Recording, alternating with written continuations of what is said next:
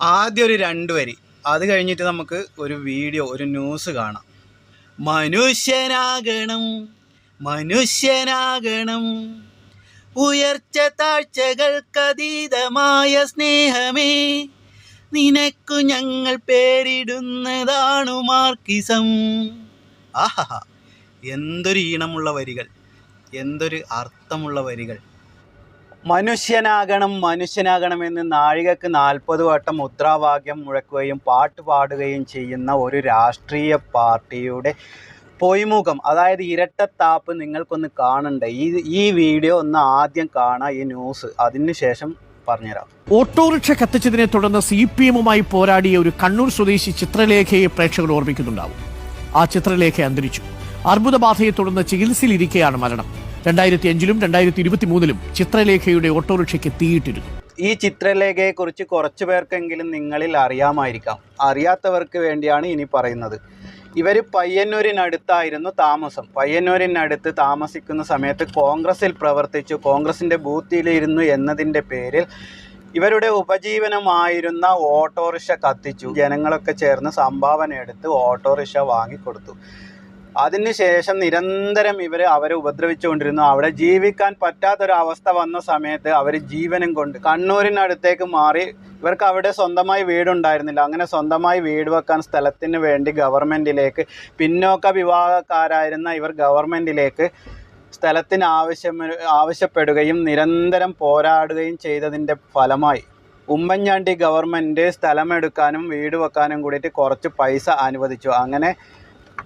അങ്ങനെ ഇരിക്കെ അവർ ആ പൈസ കൊണ്ട് വീടെടുത്ത് സ്ഥലമെടുത്ത് വീട് വെക്കാൻ തുടങ്ങുമ്പോഴാണ് ഉമ്മൻചാണ്ടി ഗവൺമെൻറ് താഴെ പോവുകയും പിണറായി വിജയൻ ഗവൺമെൻറ് അധികാരത്തിൽ എത്തുകയും ചെയ്യുന്നത്. അധികാരത്തിലെത്തിയത് മാസങ്ങൾ തികയുന്നതിന് മുമ്പ് തന്നെ അവരുടെ ആ വീടും സ്ഥലവും ഗവൺമെൻറ്റിലേക്ക് എടുത്തു. കൂടാതെ ഉപജീവനത്തിനായി ജനങ്ങളാൽ സംഭാവനയായി നൽകിയ ഓട്ടോറിക്ഷ വീണ്ടും സഖാക്കൾ അത് കത്തിക്കുകയും ചെയ്തു. അങ്ങനെ 2 പ്രാവശ്യം ആ സ്ത്രീയുടെ ഓട്ടോറിക്ഷ കത്തിച്ചു.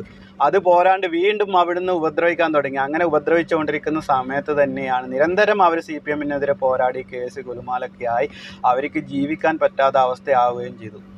അതിനിടയിൽ തന്നെ അവരെ രോഗം മൂർച്ഛിച്ച് ആശുപത്രിയിലേക്ക് എത്തിച്ച് അങ്ങനെ ആശുപത്രിയിൽ നിന്ന് അവർ വിടവാങ്ങി. സഖാക്കളെ, ഇപ്പോൾ നിങ്ങൾക്ക് സമാധാനമായി കാണുമെന്ന് വിചാരിക്കുന്നു. ഇവരുടെ പൊതുവെയുള്ള സ്വഭാവം തന്നെയാണ് ഇത്.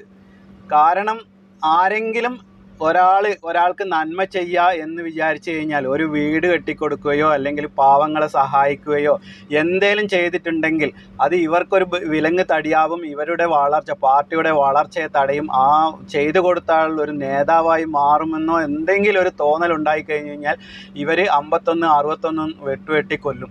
അതുപോലെ തന്നെയാണ് ഇവരുടെ പാർട്ടിയിലുള്ള അഴിമതിയെ ചൂണ്ടിക്കാണിച്ച് കഴിഞ്ഞ് കഴിഞ്ഞാൽ, ഒരു ലൈംഗികമായ പീഡനം ചൂണ്ടിക്കാണിച്ച് കഴിഞ്ഞ് കഴിഞ്ഞാൽ, അല്ലെങ്കിൽ എന്തെങ്കിലും തെറ്റ് ചൂണ്ടിക്കാണിച്ച് കഴിഞ്ഞാലും ഇതേ അവസ്ഥയാണ്. മാഷാ അല്ലാഹ് സ്റ്റിക്കർ ഒട്ടിച്ച ഇന്നോവ വരും, 51 വെട്ടും കൊല്ലും.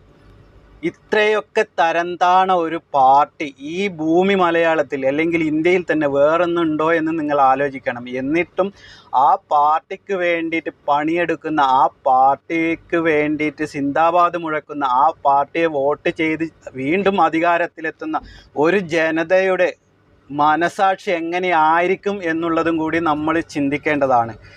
ഇതെല്ലാം കഴിഞ്ഞിട്ട് അവർക്കൊരു പാട്ടുണ്ട്. അതാണ് ബഹുരസം.